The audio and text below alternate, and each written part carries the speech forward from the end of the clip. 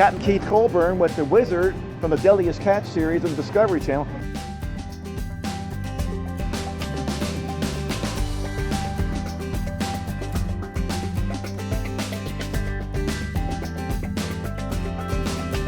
You know what? Alaska has 3 or 4 of the best crab species you're ever going to find anywhere on the planet. We have snow crab, which is a paleo crab. We have 3 kinds of king crab. We have blue king crab, red king crab, and golden king crab. The cool thing about Alaska is one of the most regulated fisheries on the planet. Basically, the Alaska managers, National Marine Fisheries, Alaska Department of Fish and Game, they've learned from the mistakes of other fisheries around the planet, and so they're very conscientious about maintaining a sustainable fishery. And that's what probably one of the proudest things I have in what I do is that, you know, the single pot fishery we have right now is one of the cleanest fisheries with the least amount of bycatch, and the fishery is sustainable. And when does the season start and end? We start October 15th. Red king crab, blue king crab, that's what we harvest first. The season traditionally for snow crab starts around the middle of January and goes into the spring. And so we basically fish kings and blues in the fall, opies or snow crab, whatever you want to call it, during the middle of winter. Now processing, we understand that right after the boat actually hits the dock, is that when the crab is actually cooked and processed?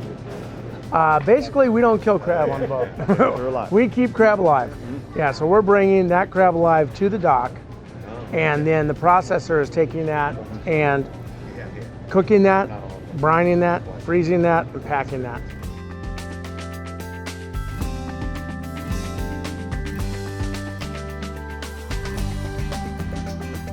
What you have here is the state of Alaska, okay? Remember, this is half the size of the continental United States. The golden king crab grounds are out here on the chain. They're a deep water fishery. Crab are out here. And the crab are prolific, but they're very deep. They're very spiny, and that's because they're the mountain climbers of the crab species. And that's why when you see a golden crab, it'll have a lot more spines on it, but it's very similar to king crab. It's in the genus species of king crab, and it's one of the 3, but it's a deeper water fishery. So, like I said, the spines create an opportunity for them to hang on to the cliffs in those heavy currents. All right? Red king crab comes from right here, up here in Bristol Bay. You may have heard of Bristol Bay salmon, sockeye salmon. The biggest salmon around the world goes into Kvichak, Nushagak, Naknek, Igigik, and Ugashik rivers right here. The red king crab grounds are basically right here.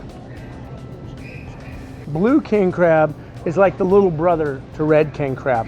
And because it's so much further north up here at St. Matthews Island, this is about 500 miles. From here to here is roughly 500 miles for scale. Blue king crab grounds are right here up at St. Matt's. They're similar to brown crab in that they hang out more in the rocks and cobbles, so they're a little bit spinier. But once you cook a blue king crab, it turns red. So it looks just like a red king crab, only the size is a little bit smaller. But the meat, the flesh, and everything are absolutely delicious. And then lastly, what we have which are the most prolific crab in the Bering Sea, that's snow crab, or if you watch a TV show, a paleo. They run up along this edge here.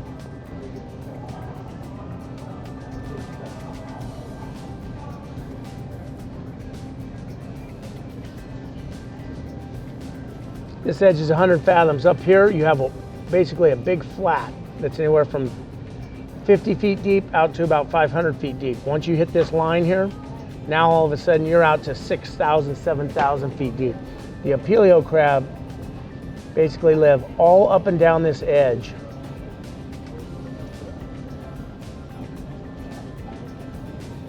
Straight down. Oh, it's like a wall. It might as well be a cliff that they're living on. And from there all the way up into the flats. So the paleo are very prolific. They're amazing in that, you know, the amount of area that they cover. We fish on schools of crab that could be 40 miles by 40 miles. And I mean, think about that. 40 square miles, that's bigger than the state of Rhode Island. Wow. And that might be one school of crab. But so that's where the paleo crab basically live, survive, and propagate. How long do your pots stay down? We basically keep our pots down, say in the case of red crab, for anywhere from 24 to 48 hours, sometimes as much as 50 or 60 hours. We call it soak time. That's the time the pot's actually on the bottom fishing. For snow crab, we'll generally work in 24 to 36 hours of soak time. And blue crab, anywhere from 24 to 48 hours. So, we put the pot down, there's bait in it, and we let the crab sit there, leave it unencumbered or unmolested for a while, let the crab crawl in, get in the pot, and then we haul it up. The good thing about a crab pot, though, is that we have all kinds of mechanisms to release crab. In the event we lose a pot, we have a biodegradable mesh that after 30 days will basically decay and open up a hole this big in the pot. The other thing is that all of these pot types are completely different. So the mesh size on crab pots as well for escapement mechanisms, so that we're letting out the small crab, the juvenile crab, the female crab. For a king crab, that escape mechanism is about that big. There's holes in the pot that big. For a snow crab, the hole's only that big. So we're trying to make sure that not only do we haul a pot in anywhere from a day to 3 days on the bottom, we want to make sure that those small crab that might climb into the pot have an opportunity to climb right back out, so that we don't even haul that crab off the bottom if we're not going to try to retain it. Now, do you pick and choose where you want to go, or are there different times of the season where you go to each area? Well, we fish up here in red crab and in blue crab is usually October and November, and then we fish snow crab all up and down here generally from January until April or May. The crab mate and molt during the summer months. So one, we don't want the crab when they're molting because they have a soft shell and they're more vulnerable. Right. But two, we don't want them while they're mating and doing their thing, because obviously we want them there and their babies to be there 5, 6, 10 years later. Another reason why we target crab during the winter months is because that's when they have the most meat in their claws, legs, and arms. What happens is after a crab molts, it sheds its shell, the meat is the last thing that regenerates. Crab puts all of its energy into recalcifying its shell, so that it has that hard, bulletproof protection mechanism for predators. And the last thing that fills in is the meat on the inside. Right. So sometimes you might see some crab. If you've ever picked up some red crab or some king crab and you said, wow, there's no crab in this shell, right? Right. Odds are it was harvested during the summer month in a fishery from one of our competitors, probably Canada, for sure, probably Russia. But because their regulations are such that they don't fish select seasons only when the crab are at their optimum and the crab are at their least vulnerable and least vulnerable for sustainability. Right. If you watch me this week on TV catching blue crab up at St. Matthews and probably struggling, well, you know what? That's that crab right there. Right. And that's that crab right there. I mean, we caught these blue king crab literally last fall, and they're on the stores at Kroger right now, and it's directly from my boat.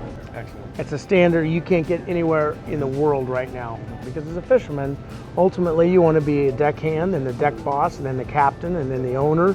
Well, what do you do next?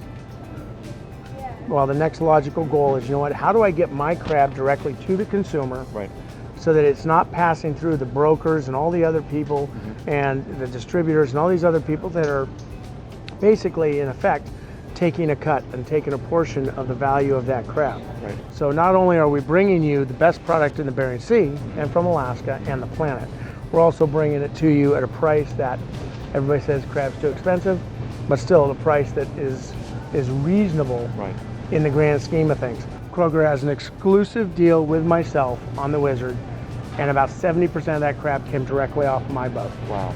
There's less than 1 million pounds of red king crab available for the domestic market. A lot of that has gone directly to the high-end white tablecloth restaurants. Kroger stores is selling my red king crab as well. And that is one of the only places in the nation where you can get guaranteed red king crab from Alaska. So, you know, it's a great partnership, and I can't thank Kroger enough for giving me that opportunity. And you know what? I love promoting something I believe in, and that's crab. I understand you were a chef. So tell us a little bit about that, but how did you get into what you're doing now? Yeah, I was actually a chef in a French seafood restaurant in Lake Tahoe, California, back in the late 70s and early 80s. I had gotten a little, I'd say as a kid, as a ski bum, I was a little burnt out on cooking, even though I had established myself as one of the best sous chefs and sauciers on the North Shore of Lake Tahoe. And so I decided at a whim, either I'm going to go to cooking school and expand my knowledge, or I'm going to go to Alaska. So, you know, I went to Alaska, I had 50 bucks, I had a backpack, I took my best friend, and I ended up getting a job on a boat. The boat happened to be a boat that fished crab in the fall. And, you know, I left a $20,000 a year job. I made $11,000 my first year in Alaska. You know, everybody says, why'd you go to Alaska? Yep. Well, I went to Alaska for adventure, something new. It's the Wild West, you know, it's rugged, everything else that Alaska has. That made sense. Yep. But when you make those kind of numbers, half the amount of money you made from the previous year, the better question is, why the heck did you go back to Alaska? Right. Well, I think I found something that I really enjoyed. I love fishing, and I love the lifestyle of being a fisherman. And you know, at this point, I enjoy everything about it. Well, we're glad you like fishing too. Thanks, All Sam. right, thank you.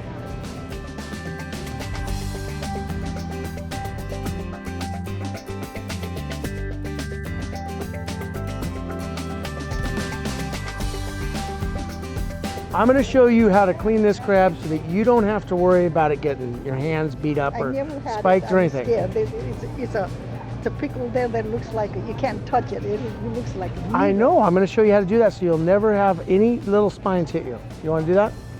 Look at those spines. They're sharp. The claws are sharp. Everything's sharp, right? Take a serrated blade. Serrated blade. Just cut it right between the knuckles like that. Boom. Boom. Boom. All right, just like that.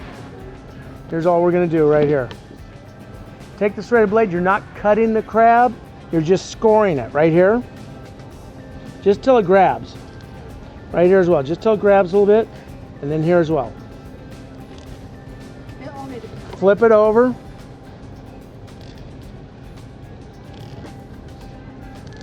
Three times, all right? That's it, one on each section. Now take the knife, cut it right here.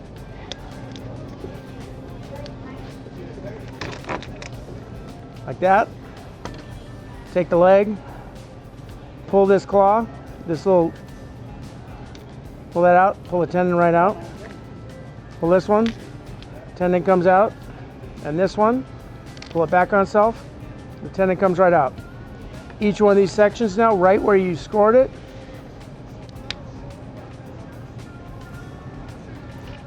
would you like some crab, young lady? Would you like some crab? Come on over here. I need someone to sample this.